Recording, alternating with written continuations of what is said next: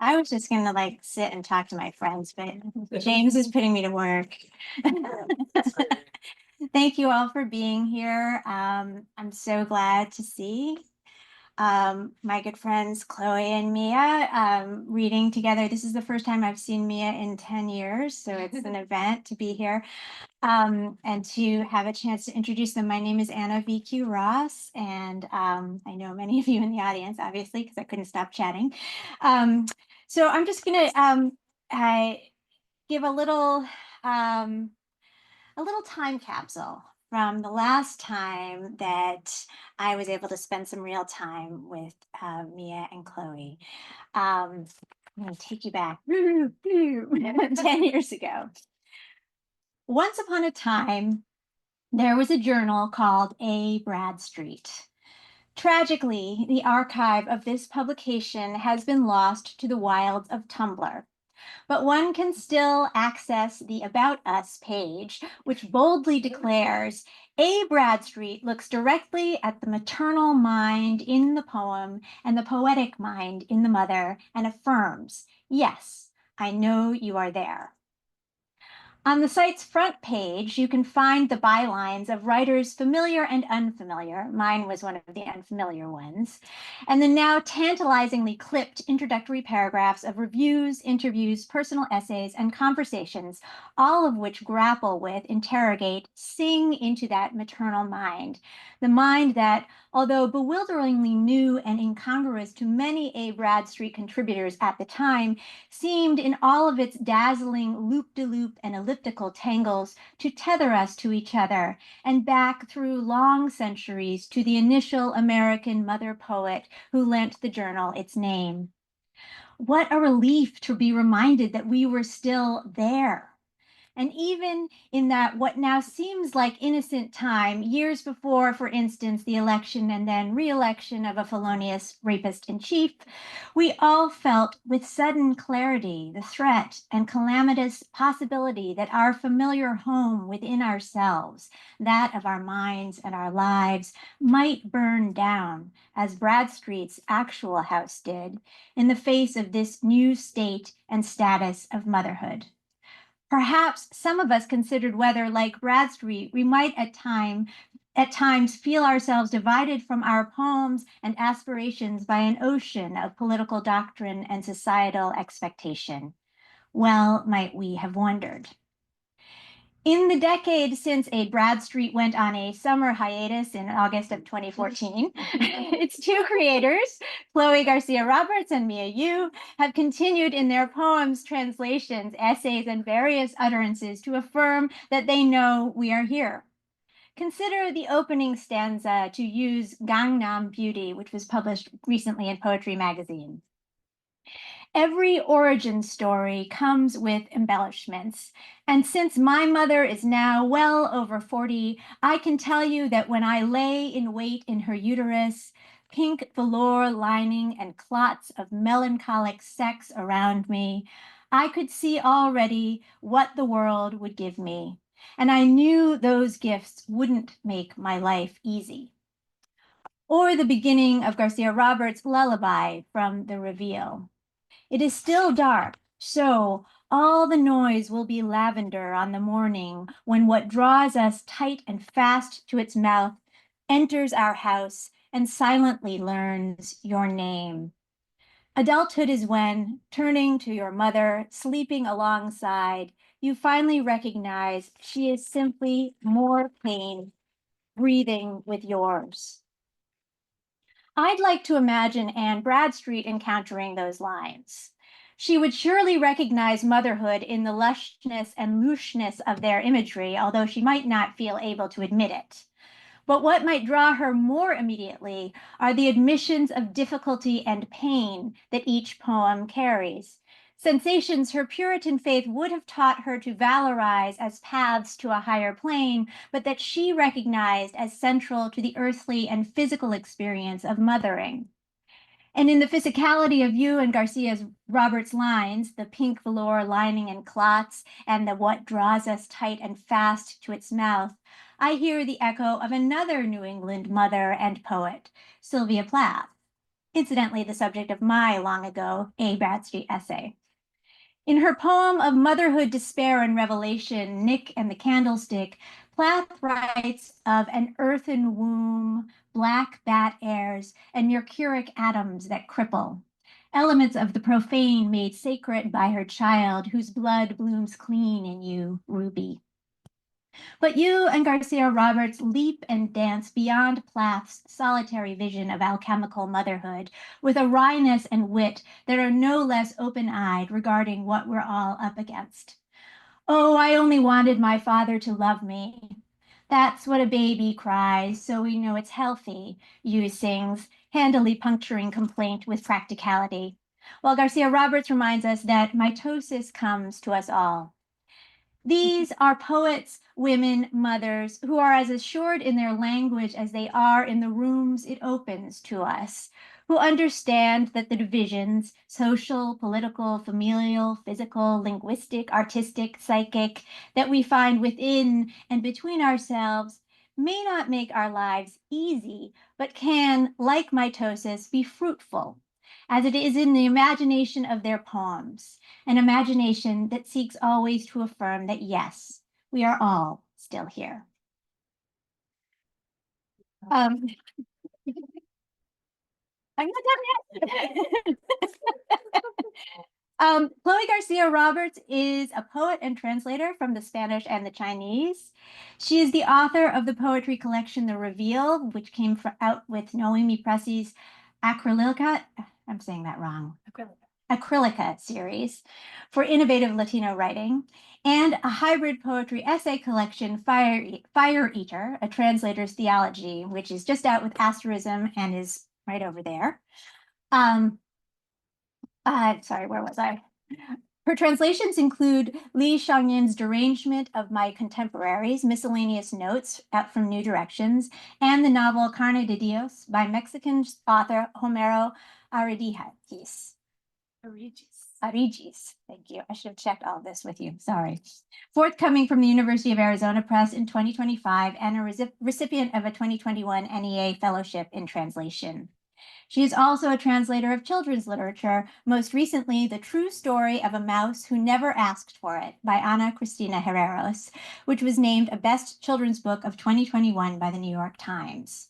Her work has appeared in such publications as the Yale Review, Bomb, Conjunctions, and the Kenyon Review. She lives outside Boston and works as a deputy editor of Harvard Review, translation editor for the Harvard Library Bulletin, and as a lecturer of poetry at MIT. Mia Yu is an author of the poetry collections Festival from Belladonna Collaborative, forthcoming in 2024, although the Dutch edition, which was released this summer to great acclaim in the Netherlands, has already gone into its second printing, and is racking up rave reviews, we hear. And I Too Dislike It, which is over here as well, from 1913 Press, as well as the chapbooks Rouse the Ruse and The Rush from Nion Editions, and Objective Practice from Achiote Press. She is also in the process of translating a collection of essays by Kim Hai-soon with Don Mi Choi for New Directions. Her poems have appeared in Boston Review, Chicago Review, Cordite Review, the Penn Poetry Series, and Poetry. She currently teaches Anglophone literature at University of Utrecht and the Critical Studies program at the Sandberg Institute. And I neglected to ask which of you is going to read first. So I'll let you just decide. Up to you. Do you want to go? I can. I don't know if you want to go first. Okay, I'm gonna say that you're gonna go first, Chloe. Home team advantage.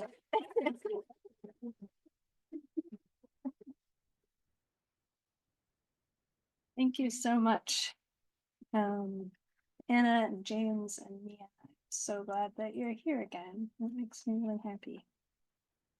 I'm actually going to read another piece called Lullaby today. Good title.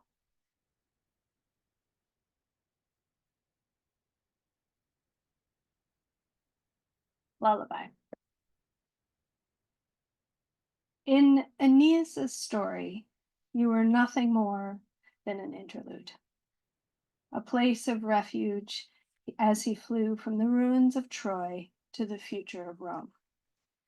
For a shining moment he alighted in your lands, and then, when you finally came to understand that the migratory instinct can never be overcome, not even with love, your chapter ends. The story goes that when he left you, you left yourself. That it was by your own hand that you were whittled from a queen into a ghost.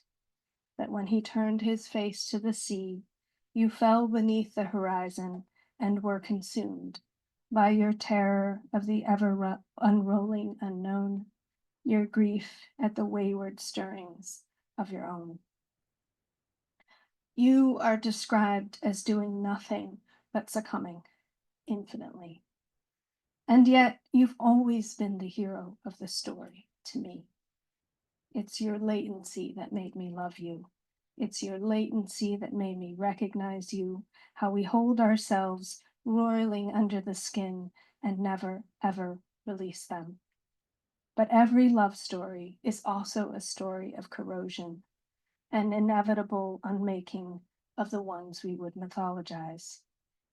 There is a part of me that has always longed to see that latency broken, your power set free to achieve itself as easily and decisively as a river carves her own banks.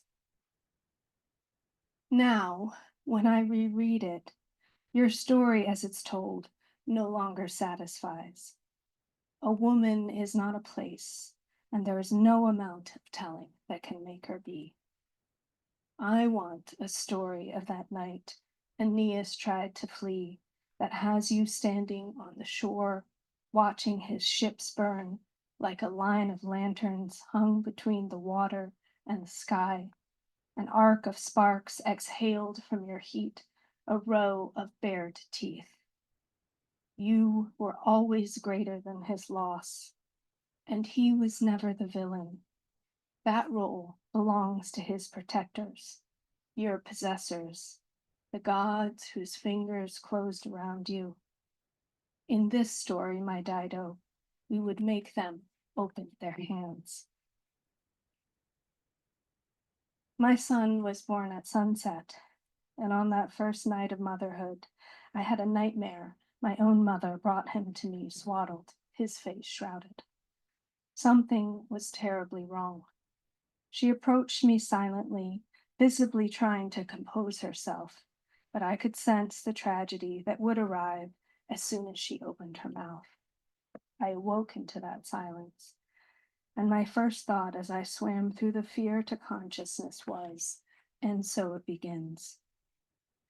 The instinct to enclose is our response to both love and fear. To hold is to protect, to harbor, to shield for a time. To hold is also to possess, to keep, the active state of having. Harbor, hold, keep, they are all nouns as well as verbs. They are protection and the places that afford us that protection. This, despite the fact that all our enclosures ruin, all our holds loose. Fear is intended to be a biological protection, a physical warning, like a light on the shore that causes you to swerve and so survive. But given that the line of the future always arcs on the far side of sight, what that fear warns of is often impossible to divine. Part of the definition of to parent is to fear, whether you quarantine that fear or communicate it. Part of the meaning of to love is a willful and futile refutation of your powerlessness. And because powerlessness begets fear, a body in love inevitably becomes overrun with that most useless of emotions, dread, the fear of what is here, overlaid by the fear of what is coming. I am terrified that in the end, all I can say I have done for you is hold you, with all the impermanence that implies. My mother always told me that to mother means to collect small deaths. The little ones you knew become dead to you, and then are replaced anew by people increasingly ignorant of the intimacy they were always fated to sail away from. She asserts that to mother means a slow wearing away of your hold. Do I feel that way now that I have children of my own? Perhaps. It is too soon to say. They are my everydays. I carry them, I comfort them, I rearrange their splayed limbs in sleep. I kiss their cool eyelids, smooth the whirls of hair at their necks, towel their tiny shoulders after baths, and even in a hurry, still swing them both high up into the car. My life right now is an ever-repeating chorus, a blood song to my young. I won't lie. There is a part of me that would like to burn their ships, keep them forever in my lands. I have been lulled into thinking that I am a place where childhood happens, that I am a country that could hold them forever. Oh, flesh of my flesh, sometimes when I turn to you, I feel as plural as a field, as if every beating cell is quenched by the star of your face, slaked with love. Other times I wonder if it's possible that this impenetrable love is just another force that holds us to this place, another type of gravity we all must surmount to escape. The first lullaby ever sung is the shushing of blood rushing along the walls of the uterus, like weather wearing against an enclosure. The shushing sound crooned to babies after they are born approximates the rushing that first surrounded the consciousness in sound, that surrounded the consciousness in sound, describing it for the first time. This first lullaby is the origin of the lie that each of us believes, that we are an eye in the storm, a quiet removed from the unceasing current of change, victims destined to be left upon the shore. The best lies are the ones so simple that we decline to examine them, because of course we know that beneath baby's skin is just more of the same, a baby being but an eddy in this endless roar. A few years ago, when my son was 6 years old, he asked to climb to the top of a lighthouse to see the sea, and I volunteered to accompany him. When we entered the cool dimness of the keep, I looked up and saw that the stairs that threaded the interior walls, like the turns of a shell or a screw, were wrought iron mesh, perforated with thousands of holes. Through each veil-like step, you could just perceive what was above, and once we began to ascend, what was below. I made it up only one flight before, out of nowhere, an unknown sensation broke over me, wresting away my control. I lost the ability to move, and over the roaring in my ears, I could barely stammer out the thought that were I to try to continue, were I to try and pretend that fear wasn't filling me, I would be unable to keep my son safe on our ascent. I would no longer be of any use. Vertigo is the sensation of whirling in place, the sensation that everything but the anchors of your ankles is a great wave drawing back the sheen of the world, calling all its surfaces careening backward. It is the psychological illusion that the person herself is the point around which the whirling happens, like she is an eye, like she is the only quiet, the only lull. I lost one along the way, but between the two I was able to keep. I miscarried it, I held it wrong, and so unheld it. That little wing beat, that tiny knot, that slightest tug on the line that unfolded under my touch and withdrew. That one I never knew, not really, but my cells did. Looking down at them from the ramparts of my skull, I was shocked by the uselessness of my platitudes against the sheer force of their collective mourning. How they refused to listen to me, how they howled as they rushed the shore, how they burned to mark its procession as it passed down my river and away. Of all my children, that's the one who showed me most clearly the fallacy of my reign.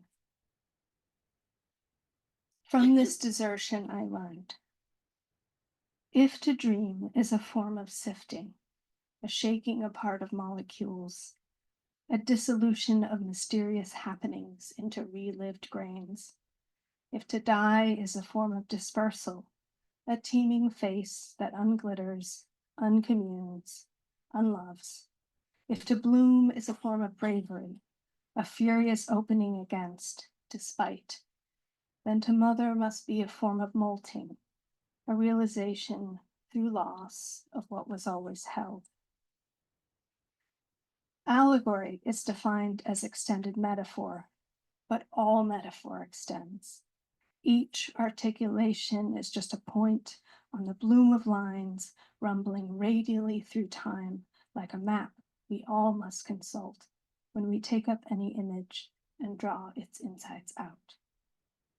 Better said, allegory is metaphor made multidimensional.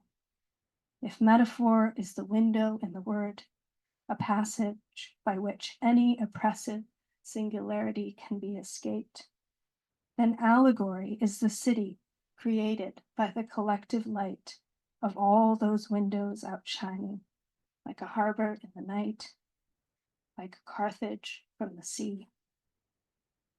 There is a third way to interpret Dido's story that is something besides the cautionary tale of a woman's rage or the tragic refrain of all human separation. The pyre she built that night was not a beacon of defeat, but a hold of flame, a keep through which she flew. And with that act, the two enthralled, the protected and the possessed, were released. Godspeed. In other words, once when I was on a highway crossing the country, I found myself behind a semi-truck moving a load of hives. There was a loose black net slung like a veil over the lashed boxes within, filling the net so it undulated in waves, swelling the contours of the cloth, passing under and through like expressions move across the surface of a face like a hiving soul were the bees. So are we. The term used is migration of souls, but migration of a soul is also correct, as the soul itself is plural. And conversely, a migration, which always refers to a mass, is a singular created by a simultaneous and multitudinous rushing into flight. A saint once described our lives as resembling a bird escaping the storm of the night by flying through a hall, in and then out again. A bird threading the eye of the window on the near wall, the eye of the window on the far wall, in one shining stitch. It's difficult for me not to identify with the hall in this metaphor. That edifice of fixed stone, the hearth that holds the traveler in warmth, the roof that covers your stirrings, the walls that keep you within. It's difficult to not read you as the bird. What delusion.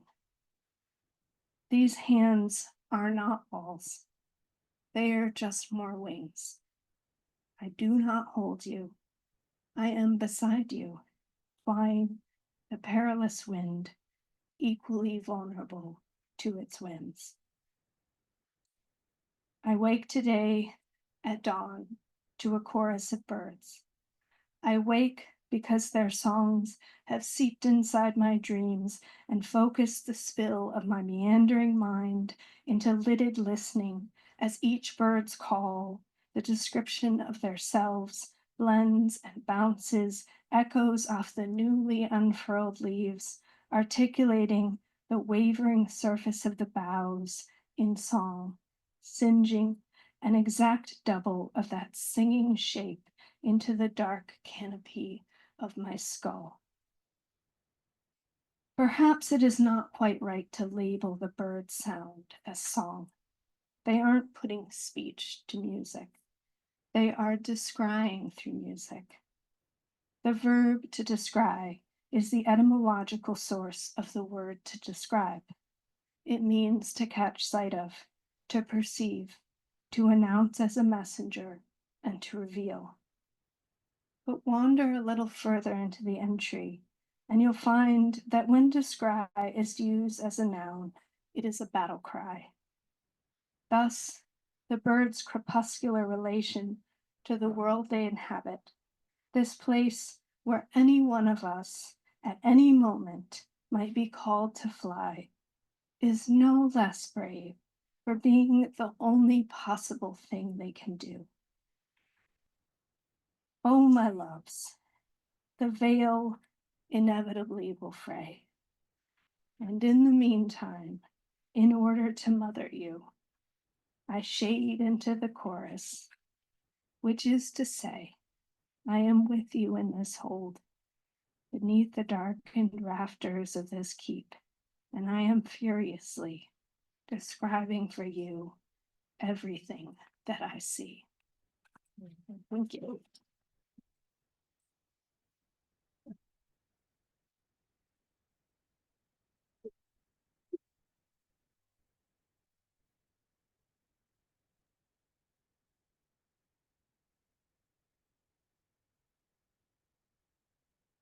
Thank you so much, Chloe. I was trying to convince Chloe to read another one, but it's feeling, I don't know, reluctant to comply. And thank you, Anna, for that beautiful introduction. And I have to say, I loved so much that while you were doing the introduction, your kind of book ended by Sylvia Plath, which is, yeah, because I think your essay was maybe the first essay, right? Or it was one of the first. Yeah, and we'll come back from that summer hiatus. I think. And thank you so much to James and the Grolier for hosting us, especially on a day that you normally don't host readings. So thank you. I'm going to read from my new book that's coming out from Belladonna first. And it will be out sometime in the coming months. It was supposed to be out now, but there were some printing issues, but so please keep your eye out for it. There are some chapbooks from Belladonna that they printed, if you're interested in taking one. This is a poem that's there, and this is the Dutch edition of the book, if anyone's interested in looking at poems in Dutch. So this is Sparkling Heart Empire, a poem that was prompted by somebody telling me to asking me to write an ekphrastic poem about an emoji. So it's the Sparkling Heart. Sparkling Heart Empire. The greatest relationship I've ever had is with empire. Even before my mother, there was empire. Long after she's gone, empire. My mother disowned me when I became pregnant, but not empire. I gave over my body to motherhood in a country not my own, except for empire. Empire held me in its arms. Your child is my child, said empire. Parakeets burst out of the northern sky, singing to me as a gift from empire. That my son has thick black hair and long legs is because of empire. That my daughter rolls her R's is because of empire. That my children have Dutch names my parents can't pronounce is because of empire. That my children have Korean names everyone approves of but no one uses is because of empire. That my children learn Korean history by watching K-dramas on Netflix is because of empire. That my children call themselves half Dutch, half Korean, half American, that sometimes they also say English, not yet knowing why nations and languages have different names. That excess is also because of empire. My children are beautiful in a way I'll never be in the eyes of empire. but I see that as one way I've come to succeed within empire. After all, I gave over my body to birth these perfect specimen citizens of empire, just like I gave over my name at age 3 to become legible to empire, just like I gave over any claim to a home just to be at home with empire. I'll give you the world, anything you dream is yours, promised empire. But I rarely remember dreams, and if I do, they're only of empire. I post photos of myself with cat ears, anime eyes, my true emotive self in a shower of sparkles. What cocktail am I? A spinning thirst trap for empire. All the Valentine's Day cards I've ever written were really to you, empire.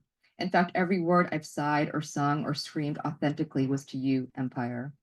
Every line I've loved, from Dante to Baudelaire to Spetseva, I've read through you, empire. Empire comments on my post in a language I don't understand. I hit see translation and then feel grateful to my beloved empire. I buy Napa cabbage in an Utrecht supermarket to make kimchi for empire. I bury the French glass jar in my garden next to poppies as an offering for empire. At midnight, I turn on my computer to commune with other poets writing about empire. We're lit with the light of 3 different continents, but we marvel how space and time don't matter for empire. In a movie theater, I watch Parasite with subtitles I don't need, but were offered by Empire. Don't you know it's because of you they're given American names? Like I was, a European family moves in at the end, like in my home. It's the perfect Hollywood film, like my immigrant dream, I whisper in the dark to Empire. My son points to the idols and asks, why do they all look the same? And I don't tell him that's racist, I tell him that's empire. When I was his age, there were such same-looking soldiers on the street, all in the name of empire. We ate spicy stew with pieces of hot dog and sliced cheese, tenderly prepared by empire. The radio played songs with nonsensical lyrics in English, and I danced along with empire.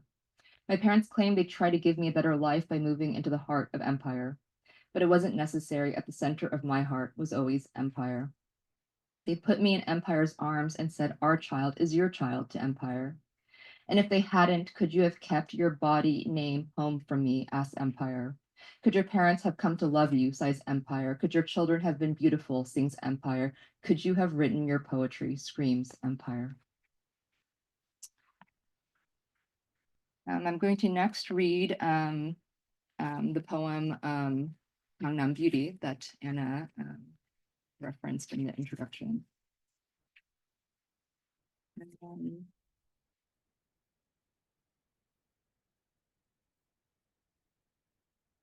Gangnam Beauty. And the epigraph comes from a translation I did of a poem by Pyongyang-no called Nonge. That was written during the Japanese colonization of Korea. And this poem was written during the American neo-colonization of Korea, South Korea. Those lovely eyebrows were lifted high, and those lips, like a pomegranate's insides, were pressed against death. It's from Nonge. Gangnam Beauty. Every origin story comes with embellishments, and since my mother is now well over 40, I can tell you that when I lay in wait in her uterus, pink velour lining and clots of melancholic sex around me, I could see already what the world would give me, and I knew those gifts wouldn't make my life easy. When she started to push, I twisted the fabric of her cunt around my fingers and dragged all of it out with me, onto the pink polyester of her lap, the bed sheets, the midwife's gloves. Oh, I only wanted my father to love me. That's what a baby cries, so we know it's healthy. That's what I sighed last night so you could feel pity. Oh, you aim at my belly, but I aim to please. As my mother sat in heaps around me, I gathered her needle and knife and unwound the strings from the lyre I'll soon strip for cartilage. I promise you I'll fix this, I sang to my father through our secret 4-digit code. The television begins to play Cinderella. The calla lilies display romance as filial piety. The market smells of crab and patent leather. The woman across, above, and beneath me methodically ladle carbon and melodrama into steel bowls too warm for bare hands.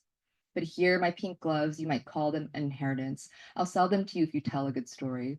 I'll sell them to you if you tell me there's no way out of this. I'll sell them to you if you tell me you love me.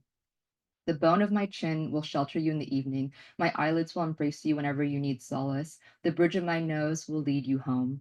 My body is branded with luxury and chrysanthemums, and I have no commitment to authenticity.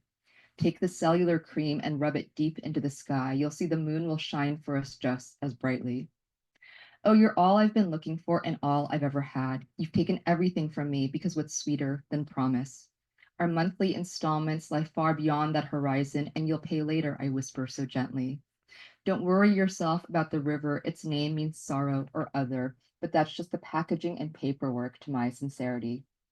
Here, lean in, wrap your legs around me. I'll lick your intestines like a lollipop laced with plutonium. I told you I aim to please. That contraction you're feeling, it's the gift my mother gave me. It's the debt to you I've let grow and grow. Oh, I'm in you now, don't you see? And while you push, I'm twisting my fingers through you. These lines are my rings, they can't be undone. You didn't know how much I wanted you to love me. Every happy ending comes with disfigurements, but for ours, I'll be the mirror to your beauty. Look down, you see them all, don't you? All the gifts the world has promised you. It was I who fixed this for you. It was I who led us here right to the edge of the cliff. Now we jump into that white abyss. Actually, could I ask for the copy of my book? That's not that one, but the green one that's there. I feel like I should read a poem that I wrote while I lived here in Cambridge. So while paying a babysitter like $16 an hour, I think at the time was the rate, I was sitting at one of the libraries here writing poetry and feeling like, what am I doing with myself? But I feel like I should read one from there. So you can know what those 16 hours, $16 an hour produced. Okay. There are many reasons why. There are many reasons why I could have been a great CIA agent. First of all, I'm Korean. I speak Korean. I look Korean. I could pass for Korean, which means I could pass for Chinese or Japanese or even North Korean as long as no one speaks to me. Think of all the possibilities. And I'm pretty smart. At least I went to good schools, and in the CIA that would have gotten me places, I'm sure. Above all, I have a good poker face. No one ever knows what I'm thinking. My husband always tells me he can never figure out what I really want. That doesn't mean I'm good at keeping secrets. I'm pretty terrible at that, actually, despite what I'll swear to you before you reveal to me your deepest, darkest, dearest secret.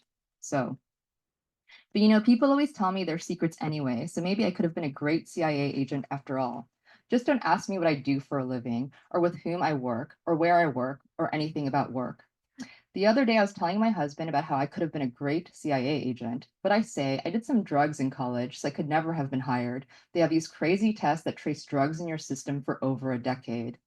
And then I do a quick mental count to see if my college drug use was still within the last 10 years. Actually, it's not, damn it. That doesn't matter because, well, you know what I mean. There's other stuff they could have dug up. And my husband starts to laugh and says that if I wasn't clean enough to be a CIA agent, no one was. And how he wished he had some dirt on me, but sadly, there's really, truly nothing. And what did I do? Smoke half a joint and pass out.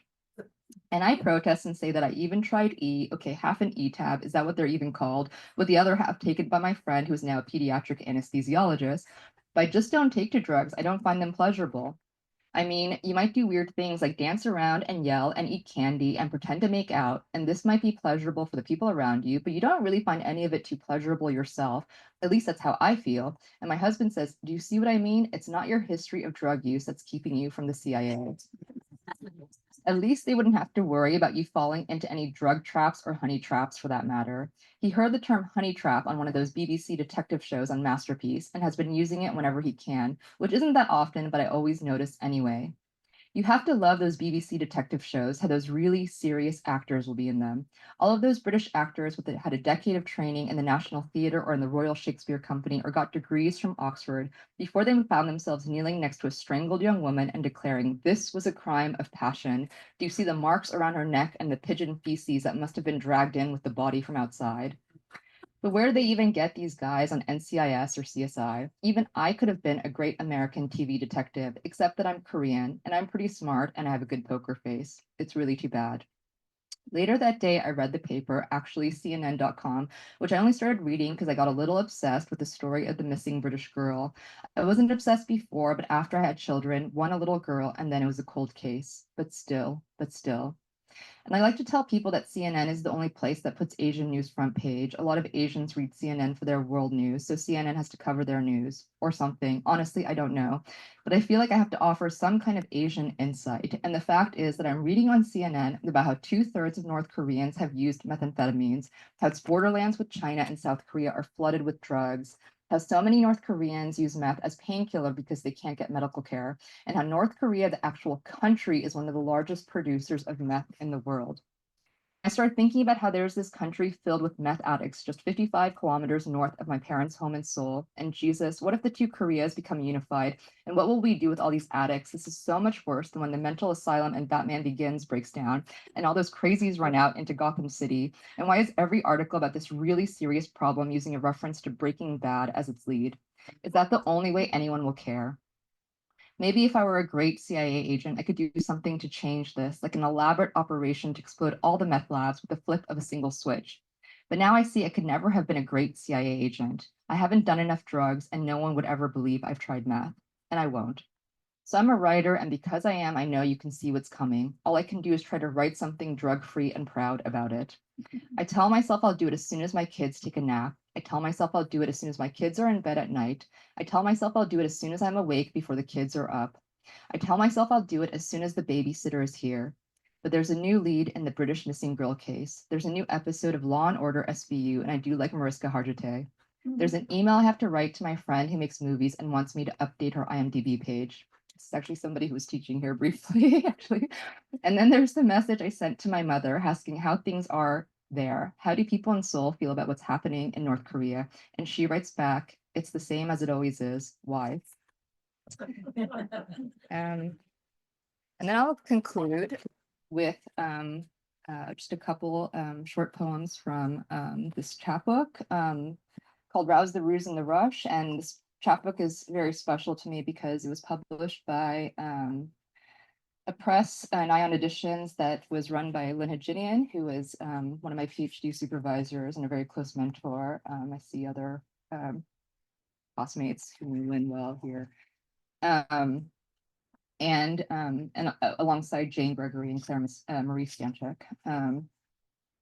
So I'd like to just conclude by reading a couple short poems from here.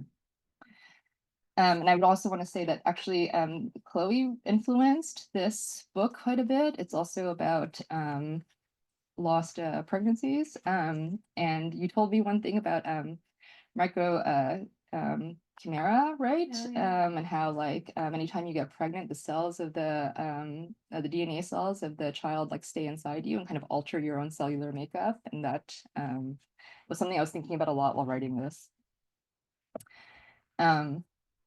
So I think I'm just going to read one actually, and then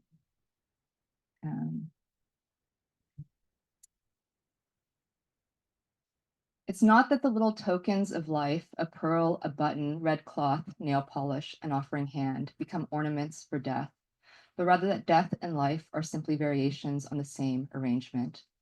Here is a tulip smashing into a peony, an iris, and two carnations swept out of the way. Here is an oyster shell resting next to the vase, its muted luster akin to petals wilting or fallen into compositional shadows. Here is red and pink and orange, but behind it, even beneath it, is gray, gray, gray. Which part was the part of living, which was the part of dying? An architect in Vienna whose name you understand as empty or false once wrote, weep not, for this is what constitutes the greatness of our age. We have overcome ornament. We have fought our way through to ornamentlessness. Behold, the time is at hand. Time is at hand like a velvet pouch that opens to show the valves of a heart with a thumb and forefinger maneuvered and injected with wax and resin to clutch at the corners. Is an ornament still and after all a comfort? And as it is, I can place an empty shell on the table. I can fill this gray background with the delicate gray shadows of drooping leaves and insect wings. I can churn red blood into clear water. I can make myself hear the static behind the song, and I can say, you are there, there, there. Thank you.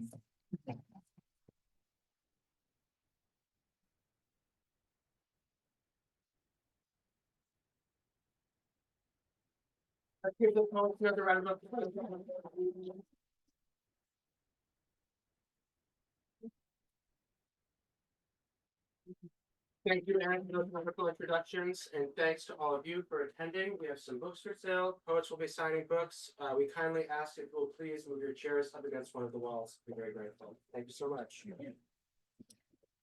That was a beautiful introduction.